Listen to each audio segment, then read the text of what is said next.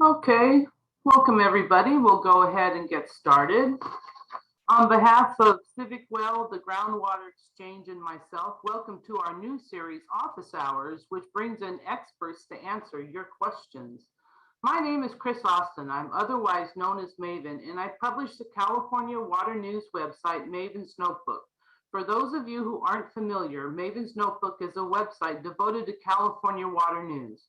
The website is updated 6 days a week with the latest water news gathered from around the web, my own coverage of meetings and events, and even breaking news whenever it occurs. I invite you to check it out at mavensnotebook.com. And while you're there, be sure to sign up for free daily email service to get the latest news delivered to your inbox every morning.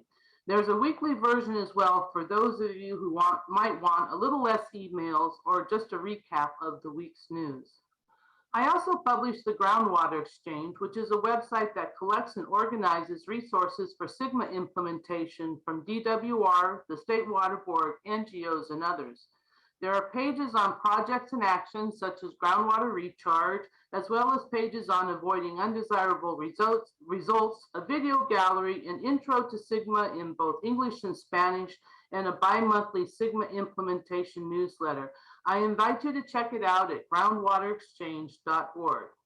We have many more office hour sessions in the works. Next week on April 4th, we'll be discussing proactive groundwater management strategies with Maurice Hall. And on April 11th, tribal engagement with DWR's Tribal Policy Advisor, Anna Schiller. If you have any ideas for further office hour sessions, please email me at mavensnotebook.com. Okay, registration will be opening soon on those events. And so to stay informed on future office hours and other events, sign up for our email list, which is posted in the chat. So today's session is all about answering your questions. And we're doing this as a Zoom meeting, so it can be interactive, but there's a lot of people here, so we'll try our best to manage things. I am assisted today by Diana Vasconzalez with Civic Well, formerly the Local Government Commission, and she's going to run down how you can best participate. Diana? Thank you, Chris. Hi, everybody. It's great to have you here. We're so excited for the topic we have prepared today. So let's go over a few Zoom instructions really quickly so we can get started. So in order to access the message bar, you will have to click on the message button at the bottom of your screen. If you hover your mouse, you're going to see a menu, click on the chat, and then you will have the option to send your message either to everyone or specific people. So we know that you want to participate. So in order to raise your virtual hand, you will have to head over to the menu once again and select the reactions button. This is the one that looks like a little smiley face. If you click on that button, you will now see different options to show nonverbal reactions on your video. And on that same window, you can select raise your hand. This will notify the host that you either have a comment or a question. To speak up, please unmute by clicking the microphone icon on the left side of the menu. And please keep your mouth, turn off your microphone during while our speakers are presenting, and we'll make sure that you can open your microphone again to speak up and ask any questions that you have. Back to you, Chris. Okay, great. Okay, so let's get started. Today, we have with us Anna Schiller and Vicky Espinoza. Anna Schiller joined the Environmental Defense Fund in 2017 to support their resilient water management and multi-benefit land repurposing initiatives. She earned a bachelor's degree from UC Davis and a master's, I'm not sure of ESM, sorry, from UC Santa Barbara, where she studied environmental science and management and water resources management. Anna supports EDF's California water team through policy analysis, stakeholder engagement, spatial modeling, and program management. Vicky Espinoza is a PhD candidate at the University of California, Merced. Her doctoral work analyzes the implications of the Sustainable Groundwater Management Act on agricultural land use and how to strategize potential land use transitions to address groundwater overdraft while also minimizing impacts to already vulnerable groups. She simultaneously addresses the knowledge and decision-making equity gap among marginalized communities and farmers in the state through her trilingual and very awesome CaliWaterAg YouTube channel. So welcome, Anna and Vicky. Thank you so much for having us. Yeah, very excited to be here. Okay, so you have a slideshow, so why don't you start your slideshow? If you have questions, again, please enter them in the chat and we'll get going. Great. Well, thank you so much, Chris, for that lovely introduction. And thank you to the Groundwater Exchange and Civic Well for hosting this series. I'm so excited to be here today and joined by my amazing colleague, Vicky Espinoza. We'll be talking today about a new state funding opportunity called the Multi-Benefit Land Repurposing Program, as well as a new guide that Vicky and I put together that highlights some best practices and recommendations on how to engage both community members as well as small growers in land repurposing planning, which is a very important component of this new state land repurposing program. So to provide a little bit of background, as many of you are probably well aware, California in 2014 passed a new Sustainable Groundwater Management Act called SGMA, which will require overdrafted groundwater basins across the state to come into balance by 2040 or 2042, depending on the extent of their overdraft.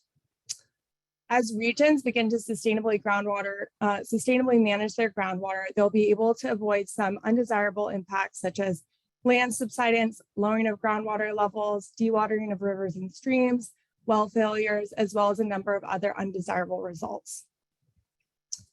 However, in order to achieve sustainability, it's likely that many regions will have to seriously consider taking some irrigated land out of production in order to balance groundwater supplies and demand. The Public Policy Institute of California estimated that between 500,000 and 750,000 acres of land may be coming out of production in the San Joaquin Valley alone in order to achieve sustainability. Other groups have estimated that upwards of 1 million acres of land may be coming out of production. This represents a significant portion of irrigated cropland in the San Joaquin Valley, about 10 to 20%, and will likely be a significant challenge for the region. This map on the right illustrates how business as usual fallowing or retirement might take place if individual landowners make decisions about how to take land out of production based mostly on the most cost-effective, least productive lands coming out first, without consideration for consolidation or alternative uses.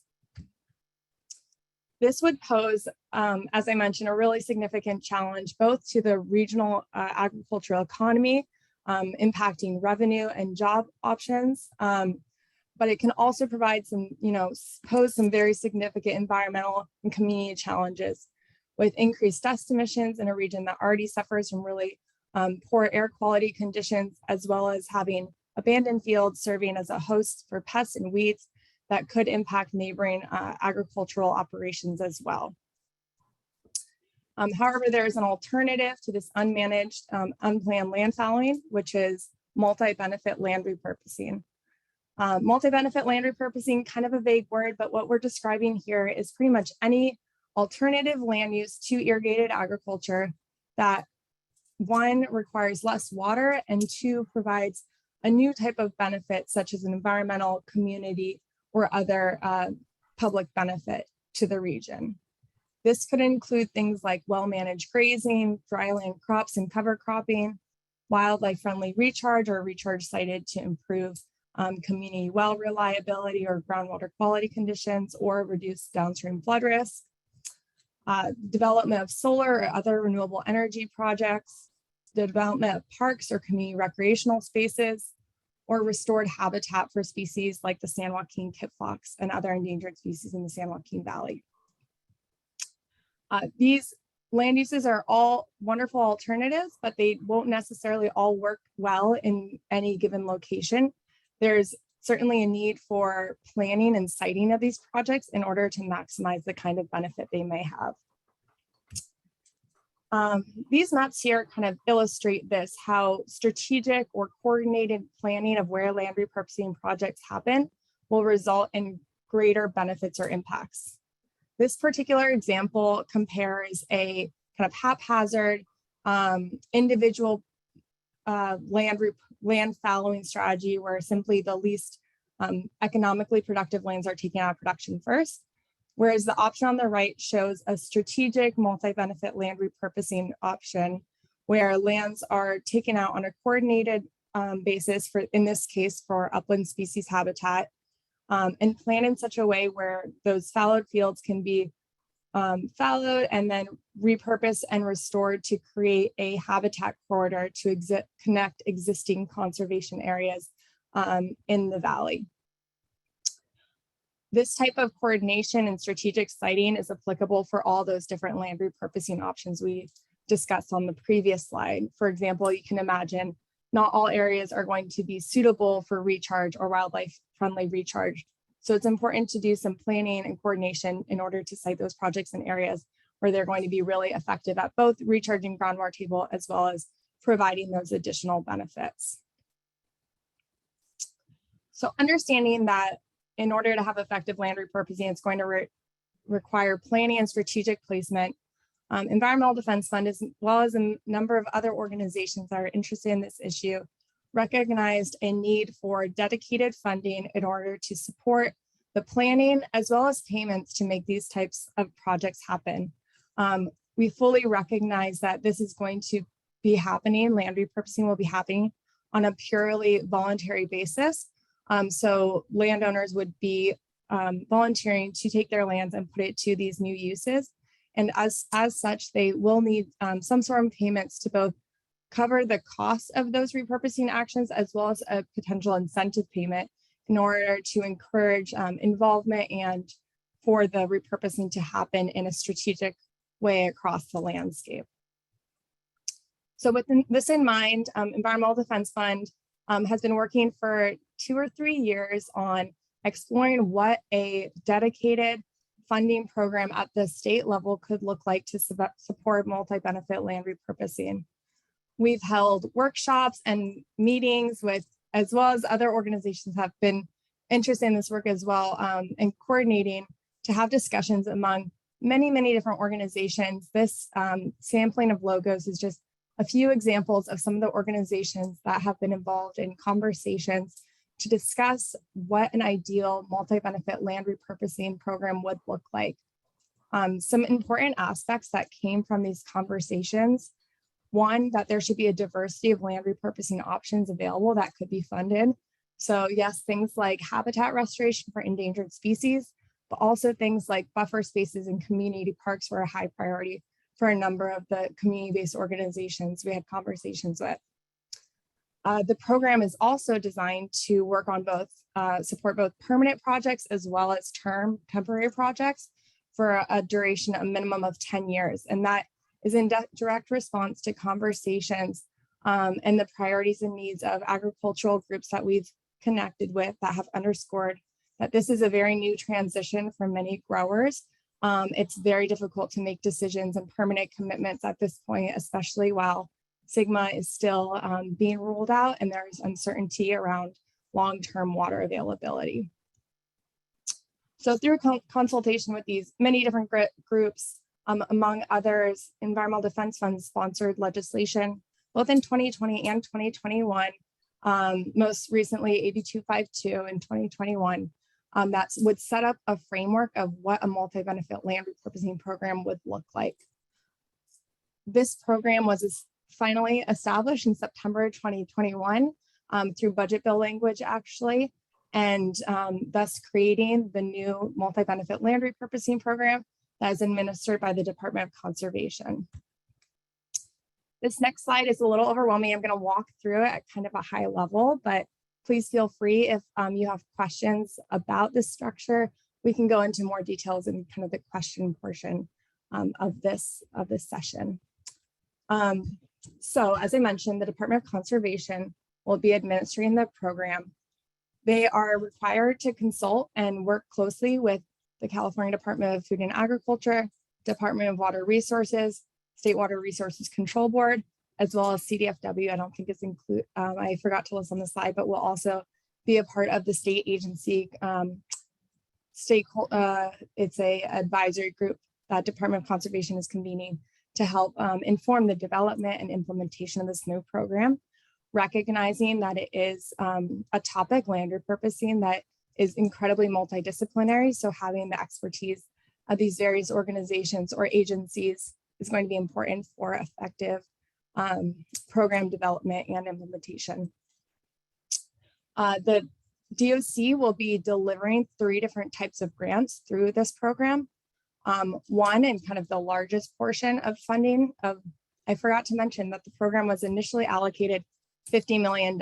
So of this, a good portion will be available for regional block grants. DOC is depending on, or is planning on this first round having 3 to 5 block grants up to $10 million delivered to local agencies and organizations such as groundwater sustainability agencies, resource conservation districts, tribes, public agencies, or local NGOs are examples of eligible groups that could receive these block grants. The second category of grants is funding for tribes. And the third is funding for a statewide support entity. And this is to fund a group that would help provide technical support and support a peer learning network for the block grant recipients so that there can be some information sharing and learning happening as block grant recipients are going about the planning and project implementation from their block grants. So of the regional block grants, once agencies or local organizations are awarded funding, there's a strong emphasis on partnerships and coordination and stakeholder outreach as a component of your grant deliverables. Regional block grant recipients will be required to develop a multi-benefit agricultural land repurposing plan, which is essentially a local plan that identifies kind of the conservation priorities, types of projects they want to do, and payment structure for how they want to have those voluntary land repurposing projects implemented and paid for. And in developing these plans, the block grant recipients will be required to do outreach and education to both communities, small growers, as well as other folks that are affected by land repurposing. They'll also be able to use some of that funding to support direct payments for projects and to pay for permitting and monitoring of those projects. A key distinction between the regional block grants and the funding for tribes is that there are a few less requirements around developing a planning portion of the payments. The planning portion of the block grants for the tribes versus the other types of agencies. So tribes, their grants can be used to go directly to projects without going through this planning phase necessarily. And that is meant to help ease with the transition of that funding from the state to those doing the specific projects. And yes, and so for the statewide support entity will not be directly doing projects, but their funding will be used mostly to host monthly meetings, bring in partners, and help with capacity building related to the regional block grant planning and project implementation. I'm going to stop there and leave space for questions at the end, and maybe see if Deanna may be able to drop in the chat a link to the page, the Department of Conservation page, where there's more information on the logistics of how to apply for and receive funding and the deliverables of the grant. Importantly, for this first round of funding, applications are due April 1st, this Friday. We are also hopeful that there will be another round of funding for this program. In the governor's January budget, he did set aside $40 million for additional funding towards this program, which would likely be available next year for a second round of funding. With that, I think I will hand it off to Vicky Espinoza to speak a little bit more towards the community engagement aspects of the program and the new guide that we've put together to help block grant recipients with doing a really robust and meaningful job in the community engagement aspect of the program. Thank you. Hi, everyone. So I want to mention one of the opportunities of the Multi-Benefit Land Repurposing Program in that it encourages and requires agencies to plan in and around the inclusion of communities and small-scale farmers or groups that are usually not included in water and land use planning. So in addressing information access and equity, such an example would be the CaliWaterAg YouTube channel developed to break down SGMA, the science and policy behind SGMA, and land repurposing. So this channel is a trilingual channel. It's in Spanish, Hmong, and English. And there is currently a SGMA and land repurposing series that was developed in collaboration with Environmental Defense Fund. So if you want more information on SGMA and land repurposing options, please go ahead and check out the videos. And I think the purpose here is to really foster a better understanding of the science and policy of how water and land use management functions, so that community members and other constituents are able to plan ahead and make decisions that affect their livelihood.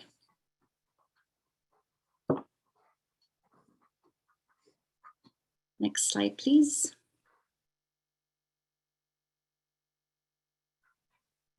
Yeah, so UC Merced conducted a survey in which we surveyed 32 disadvantaged communities in the San Joaquin Valley. And the community input is really to provide insights into regional needs and results in locally tailored solutions. And while the results that you see here on this slide are only a snapshot of broad preferences for land uses among the San Joaquin Valley residents, it's important that more targeted surveys are distributed throughout the valley and per region so that you get better insights on unique preferences and needs based on the location and region. So this could also result in informing equitable and locally representative land repurposing solutions moving forward.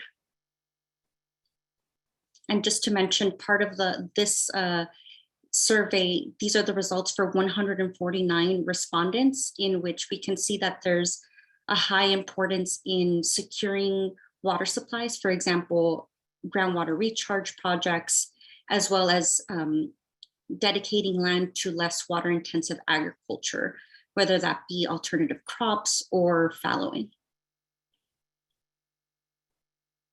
Some key recommendations for effective community engagement on land repurposing. So the community and grower engagement and in multi-benefit land repurposing guide goes over key recommendations and how to effectively engage community members in a way that they can help inform land use transitions that meet their needs and provide long-term climate change resilient solutions that are locally representative. And some of the key recommendations are to increase information accessibility, provide clear definitions, and learning from your community. And I'll go into further detail on these. So increased information accessibility includes recorded videos, which can provide digestible information. It also allows community members or constituents to take a look at videos or explore information on their own, in their own time, at their own convenience. Generally, shorter videos are preferred just because it helps maintain audience interest and attention. Another is to offer multilingual materials, and this could be in the form of brochures, videos, meetings, meeting announcements, and social media postings. It is highly recommended that you find subject experts that speak constituents' preferred language. For example, Spanish and Hmong are pretty common languages in the San Joaquin Valley, to present material, or to use a translator that is well-versed in the terminology. Distribution of materials across multiple channels, just being inclusive and reaching a broader audience is very important when we want to develop solutions that are inclusive and well-rounded so that we have a robust future for California water, agriculture, and other sectors. So distribution of materials includes mail-in, surveys, phone calls, text messages, just being aware of the broadband access inequity or limitation that persists in the San Joaquin Valley is important to consider.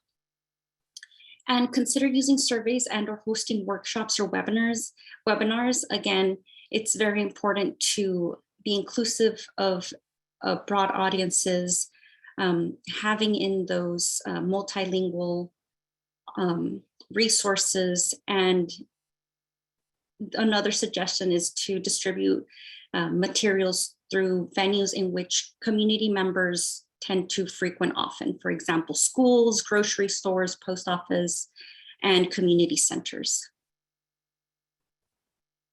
Provide clear definitions. So for this one, providing clear, concise definitions allows community members and constituents to understand terminology and complex concepts.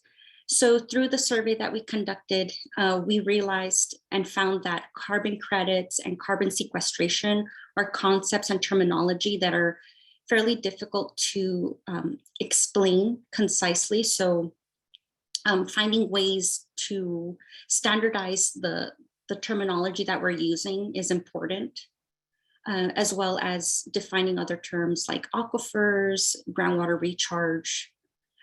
Reviewing different land repurposing options allows community members to really understand the costs and benefits of options for their community and help visualize what they would like to see in and around their community. And providing examples really helps with the visioning. Learn from your community, really embrace diverse perspectives. I think that taking into account the underrepresented groups in your community and identifying who those are is very important. Making sure that you're able to reach them, providing resources and tools that are effective for them to become involved and to voice concerns is important. Actively learn and listen. Just making sure that you're going in with an open mind and willing to listen to concerns, and take in the creativity of the community as well to develop solutions that are tailored to those needs and to the regional values and culture. Use a combination of methods to obtain community input. As I've mentioned before, you can use surveys, you could use workshops, webinars, and just ensuring that these are inclusive and embrace the diversity of every community. And create a diverse stakeholder advisory committee. So this is important in creating land repurposing plans. Advisory committees are powerful in a way to ensure that priorities of low-income communities and small-scale growers and ranchers are reflected in future projects and plans.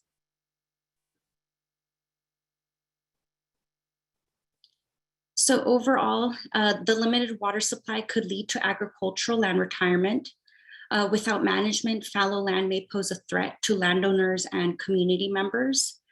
Multi-benefit land repurposing can help address groundwater overdraft while also benefiting communities and ecosystems. But this requires planning, coordination, and stakeholder buy-in. And it's really important to embrace community input so that these plans are equitable, locally representative, and are long-term resilient in the long term. Thank you. We're happy to answer any questions. Okay, great. Thank you for that. Yeah, we have some questions that are coming in through the chat, and I want to encourage everyone to continue to do so. but sorry, my animals are going wild behind me. But let's just get started here for a moment, because a lot of people may not be familiar with the Department of Conservation. We're familiar with DWR, the State Water Board, perhaps your GSA, but this feels like a new agency in the water world. So can you tell us a little bit more about what they do and why they are implementing this program? Have they implemented similar programs somewhere else in the state? What can you tell us about them? Yeah, that's a great question, Chris. So the Department of Conservation is a state agency. It's, I think it's actually a really wonderful agency to be administering the Multi-Benefit Land Repurposing Program, because it does have a strong emphasis on working landowners and implementing conservation practices that can be helpful in providing environmental benefits, but also in improving the productivity and health of agricultural lands. So in that regard, this program is a really great fit for them, given that the majority of, and if not all of the multi-benefit land repurposing projects will be occurring on irrigated or previously irrigated agricultural lands, and having that connection with farmers and ranchers is really going to be an important aspect to the success of the program. Similar programs that Department of Conservation has, or where there are some parallels, I think one example is the Sustainable Agricultural, I hope I'm getting the acronym right. It's SALC program, SALC. I believe it's a Sustainable Agricultural Lands Conservation Program. And this is a funding program that provides funding for both planning as well as project implementation. And Madera County is an example of one area that has utilized Department of Conservation SALC program to begin planning and doing a rate study to assess what land repurposing or land resting practices might look like in their region to help meet their groundwater sustainability goals. So we have this I'm sorry, did you want to say something, Vicky? No, Anna did a fantastic job. Thank you. Okay, great, sorry. Okay, you said that we have the deadline coming up on April 1st. And if you haven't, if you're not aware of this program, you're probably not going to be able to get an application put together by Friday, we'll just assume. So, but there'll be a second round coming up, did you say? So, you know, we should be, people who are interested in this program can start getting ready now.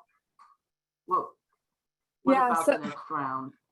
Right. So at this stage, we're not 100% certain yet that there hasn't been a formal announcement from the Department of Conservation, but I will say that there are many positive indicators that this program will continue to be funded in multiple rounds.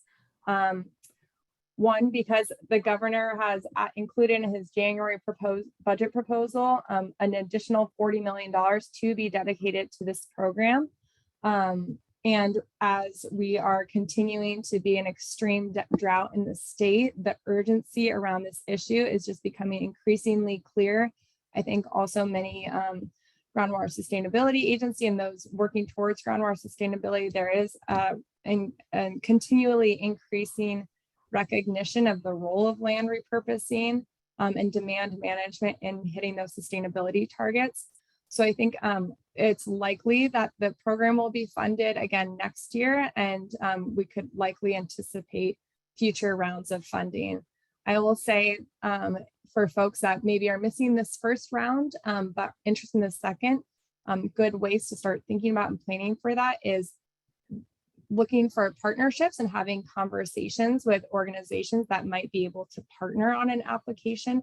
Department of Conservation is putting a heavy emphasis on the importance of collaboration in these applications. For example, working with local land trusts or conservation groups, having community-based organizations, as well as water sustainability agencies working collaboratively is going to be a really winning approach, given how the strong multi-benefit focus of the program. And I think I have heard echoed in meetings, not as the main topic, but I have heard officials like Carla Namath, DWR director, and others know that there's going to have to be land fallow due to Sigma implementation. So there is an awareness at the state level that they need to help out with this land repurposing, just to help the transition from this land to some more economic things.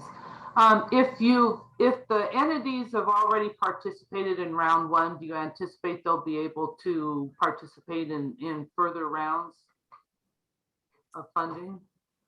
Yeah, I'm not 100% certain on that. We haven't heard a firm that topic addressed explicitly yet from Department of Conservation.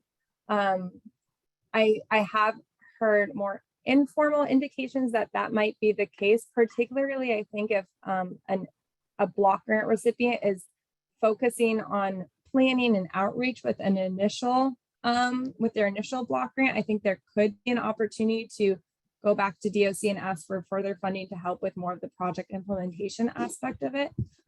But again, we haven't seen any language prohibiting that. So we're there. It's not 100% certain at this point, but I think that's a good point, good thing to consider. And as I know, Environmental Defense Fund is advocating for increased future funding. I think that's a message we can also be conveying to Department of Conservation, those other complementary agencies, that is something that might be of interest to block grant recipients to make sure that they are really sufficiently funded to live up to the potential of their land repurposing plans. So in your presentation, you had the slide and you showed these 3 different categories of funding where things were going to go. So, and it sounded to me like there's a specific carve out perhaps for tribes, right? Okay, great. And then there were block grants, and then there was this support entity. So can you just review for me and for everyone the money that's going to block grants? That's not going straight to the landowners, while it might in the case of the tribes, as I understood from you, for these block grants, it's not going necessarily straight to the landowners. So who is eligible to receive the funding, and what exactly are they receiving the funding to do? Yeah, great question. So you're correct. And thank you for reiterating that too. I find sometimes I get wrapped around the axle a little bit in explaining the kind of complicated structure of the program, but you're absolutely correct that there are those 3 different types of grants. The grants to tribes can go directly to projects implementation. For the block grants, those are going to likely be the bulk of the initial $50 million. So as I mentioned, Department of Conservation is planning on delivering between 3 and 5 block grants up to $10 million each. And those will be used to, with that funding, the block grant recipients will be required to develop an agricultural land repurposing plan. They'll be required to do some outreach and communications around that plan and around project identification. They could also use some of that funding for permitting and kind of like the more planning, project development aspects. And then they'll also be able to use that funding to provide payments to the landowners. So the reason why it's structured to have that kind of a local organization or agency receiving the funding and then going to the landowner is so that there's this kind of necessary step of planning and coordination happening. So there's not one-off projects, and there's more opportunities for consolidation and proactive planning to identify like the highest and best uses for these land repurposing projects.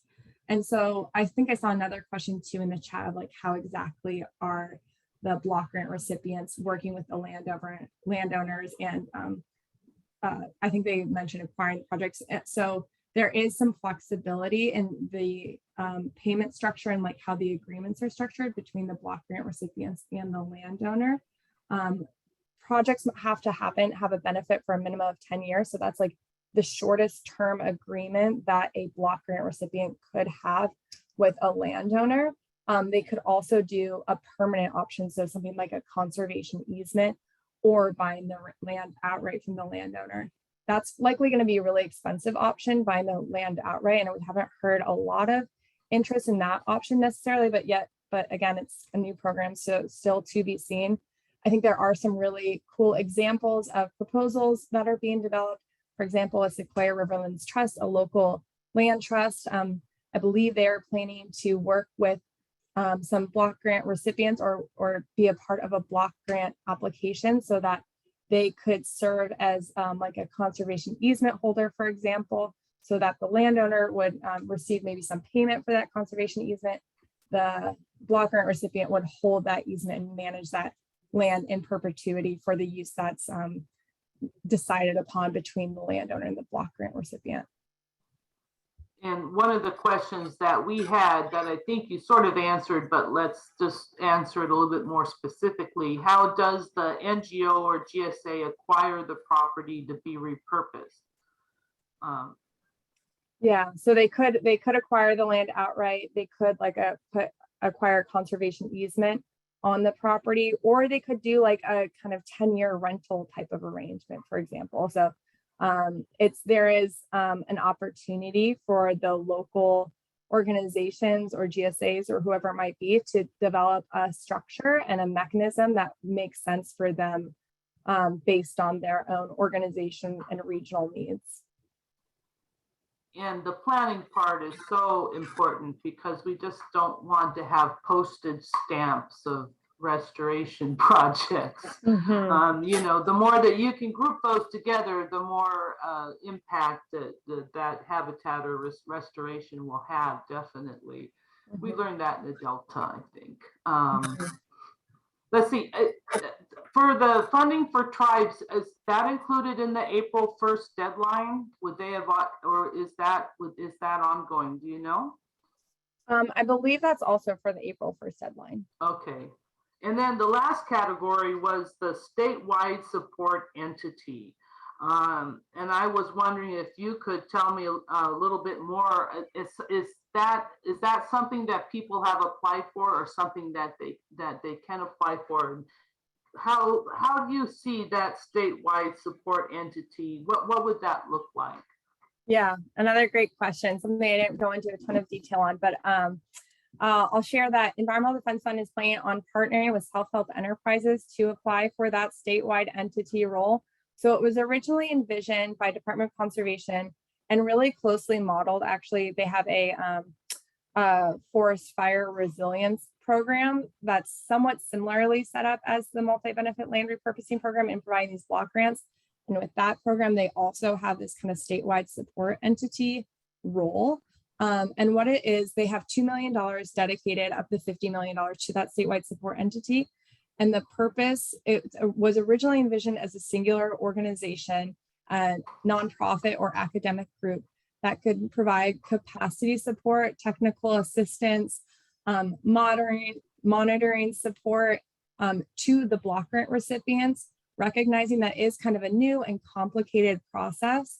And so as much as possible, bringing in organizations to help with some of those like nitty-gritty details, the technical aspects, as well as kind of cultivating this peer learning network, which is kind of a forum for the block grant recipients to meet regularly. I think it's once monthly is the requirement, to hear from one another about how their planning and project implementation is going and share lessons learned among one another.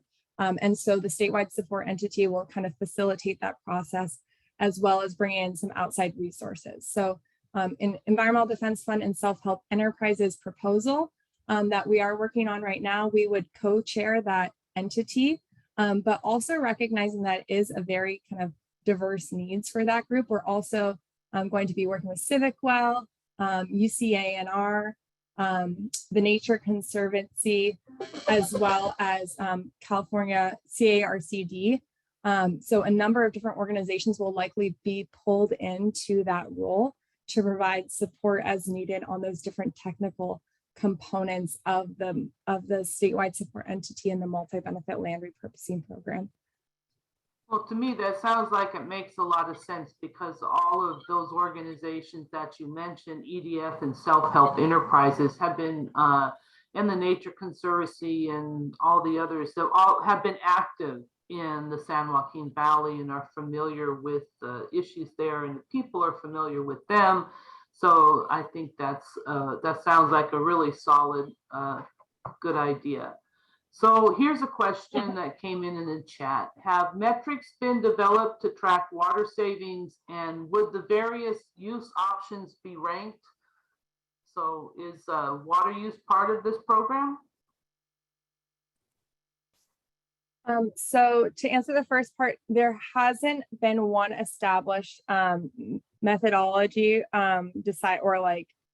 metric determined for how to measure water savings, for example. That actually would be something that the statewide support entity would probably be helping with, is recommending sets of metrics that could be used for monitoring. And then in terms of the ranking, there's no ranking determined by Department of Conservation. That is something that the local block grant recipients could use that planning process and the stakeholder engagement to help develop a ranking criteria perhaps, or a prioritization, so that they can be sure that they're selecting projects that are of high priority and reflective of the local needs and interests of the region. Great. Here's another question that came from the chat. Seeing solar farms listed as a repurposing option, has there been any talk of agrovoltaics, which is growing shade and water-friendly crops between the panel rows? Do you know if that's being discussed? Anna, do you want to take the first step at it?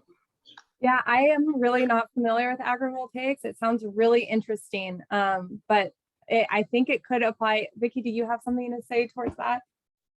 I just wanted to mention that part of the importance of reaching out to the community is to, propose these interesting ideas and embrace that creativity that community members can bring to these plans. So agrovoltaics is multi-benefit use. You're able to still produce crops and also generate clean energy. So these are the types of multi-benefit land repurposing projects that I think are interesting and should be embraced. And it helps meet community needs. So just ensuring that these plans incorporate the creativity and the needs of the community is what makes this multi-benefit land repurposing program so interesting. And I don't know. It really embraces a lot of diversity and creativity in addressing water and land use issues in the state. So definitely bring these up, get involved as a stakeholder and bring these ideas up. Here's another question. Dryland crops imply no irrigation. Is this funding not available to support crop switching to a lower water use crop? Or I guess the question is, can this be used to support changing crops to something that's a lower water use? I believe that there's nothing in the guidelines that prohibits that explicitly. Like any lower water use alternative, I believe, is an option. For example, like some of the alternatives that are listed could require a minimal amount of water, especially to get started. So I think the door is open to it. I think it would be up to the block grant recipients to decide exactly the types of projects that they want to prioritize giving funding to. And if they see, that as an option, and especially if it's a lower irrigation demand, like a lower water use crop that has additional benefits too, I think that's going to be a really important piece to demonstrate that there is additional public benefit associated with that land use. So I think if that's possible, it's certainly an option. It would just need to be determined at the local level. Okay, great. So here's another question that came in through the chat. Can you give an example, a general example of how you see this process working? Like, is somebody done this, or how do you see this playing out? Yeah, so one example could look like applications go in April 1. A groundwater sustainability agency in the San Joaquin Valley has put together an application. They've partnered with a local conservation group and a local community-based organization in putting together a project proposal outlining like their plans to implement multi-benefit land repurposing in their region. Department of Conservation says that looks amazing. We like it. They accept the proposal, the funding. They receive a block grant in sometime early this summer for, let's say, $8 million. That lead organization that submitted the application coordinates the development of an agricultural land repurposing plan that might take 3 months, 6 months, a year and a half, depending on kind of the area, where they bring in stakeholders to identify what are the priority practices in the area, what are the needs of the area, where are there the most opportunities for some of these multi-benefit alternatives. How does this work with our groundwater sustainability plan? Are there opportunities for some like overlap or synergies with the GSAs and the GSP, and maybe there's some GSA funding available to complement the multi-benefit land repurposing planning funding potentially.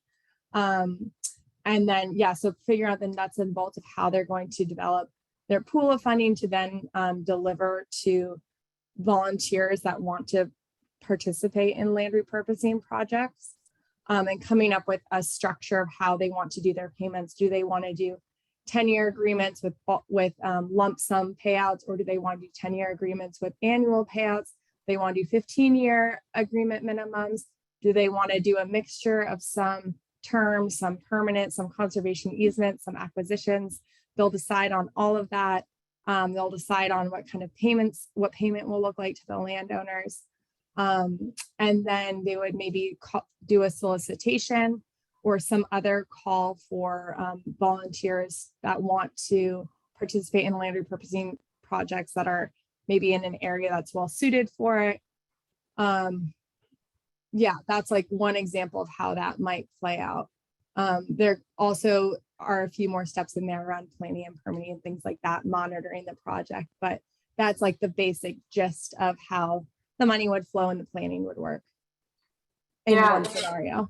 And we have a state goal of conserving 30% of our land and water, et cetera. And the San Joaquin Valley is actually could really play an important role in that with this land repurposing. There was a story map I think the Nature Conservancy put out a few months ago that just sort of, really highlighted the potential of the San Joaquin Valley in, really repurposing this land and doing some really great things for, species and wildlife and all sorts of things. So I have another question that came in. What would be the cons of creating a multi-benefit recharge basin? For example, basin maintenance halted before water delivery because of endangered species in the area. That's the question as it was submitted. So why don't you, let's just not talk about the cons. Why don't we talk about the pros and the cons of the multi-benefit recharge basin? Do you want to take that one, Vicky? Or I'll start. Yeah, so the benefits of doing multi-benefit, or just the program in general, is what I wanted to express earlier, was collaboration is key. And so you have various different groups and organizations and community members talking about solutions and co-developing those solutions and that helps minimize the trade-offs, right?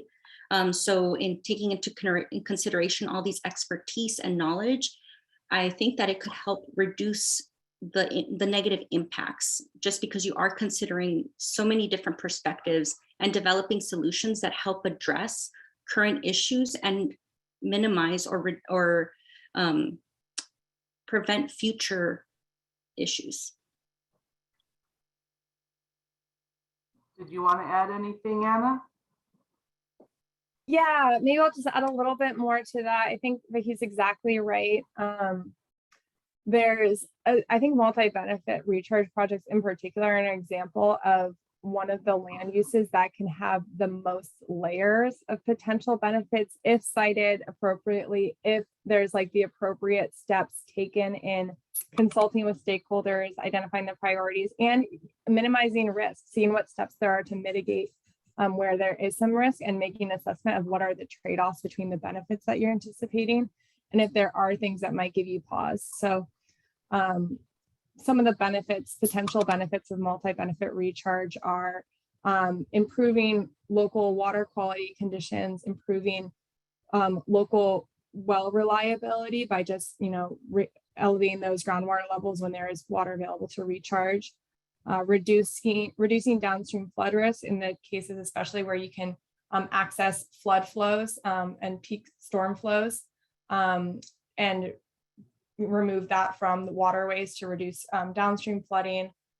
There's some benefits for ecosystems as well. You could create habitat for migratory waterfowl along the Pacific Flyway. San Joaquin Valley is a great stopover spot for many migratory bird species, and you can already kind of see in recharge basins scattered across the valley, even ones that aren't, maybe explicitly built to create wildlife habitat.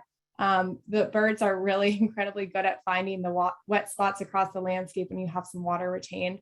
So with some minor tweaks too, you can make those basins a little bit more habitable for those species too, by creating some vegetation for foraging and nesting habitat, for example, sloping basin floors so you get a wider variety of water depths and a broader diversity of birds using that space. I think it does get a little trickier too, though. I seeing your comment, there's potentially concerns around endangered species, more of those terrestrial species that could become established. So that's one place where, appropriate siting and planning and consultation to communication with groups like CDFW to make sure that you're not siting a project in an area that may be adjacent to a leopard lizard hotspot or something like that, where there's likely to be those species migrating onto the property. You want to be thoughtful about those considerations, and you're right to be thinking that through and recognizing that all projects are going to have, kind of these pros and cons to them, but it's all about planning, coordination to maximize the benefits, mitigate your risk where there are some.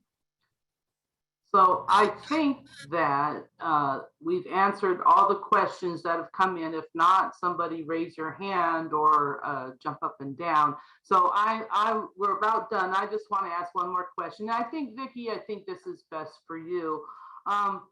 I'm kind of an old person, okay? I'm an old person and I communicate in old ways. And I think, the young people are much more into other modes of communication, like videos, like podcasts, like text messages. I don't want to do anything by text message, but a lot of people do. So I just would like to get your thoughts on what are really the most effective ways to engage stakeholders in a region, and especially what's the best way to engage Hmong speakers or Spanish speakers. If I had a message I wanted to get out to people that speak Spanish, what is the best way to communicate with those groups? Sure. So with community members or marginalized community members, I recommend reaching out to the wonderful community organizations that are already present in the San Joaquin Valley and the state of California. So that's Leadership Council, Self-Help Enterprises, Community Water Center. And by engaging with them first, they can help introduce, for example, GSA members to the community or help organize setting up communication with them. It also helps reduce participant fatigue in trying to engage these communities fairly often. Another way is to reach out to, I know UCANR is pretty present with the small farm advisors are out there working with Hmong community members and other marginalized small scale farmers. So really taking a look at the organizations that are already present, but other ways that GSAs or other organizations can reach out to these community members are by going out and posting flyers, informational brochures at post offices, grocery stores, libraries, schools, and just going to these locations where people frequent fairly often and get the notice out there and have these community members involved. And also ensuring that these resources and tools are available in diverse languages. I think I remember hearing that some groundwater agency, the GSA, actually did radio spots to reach out to stakeholders. Now, I never listened to the radio. I would never think that, but but people do in other places. So great. Well, we have hit the 1 o'clock hour. I want to thank you both, Anna and Vicky, for coming in to do office hours today. Remind everybody to sign up on the webinar list to be informed of future office hours. We have Maurice Hall next week, and we have Anna Schiller in April, and we have a lot more coming. So thank you everybody for coming. Thank you, Anna and Vicky. Virtual round of applause. Okay. Thank you, everybody. Have a great rest of your day. Thanks, everyone. Thank you, everybody. Have a wonderful day.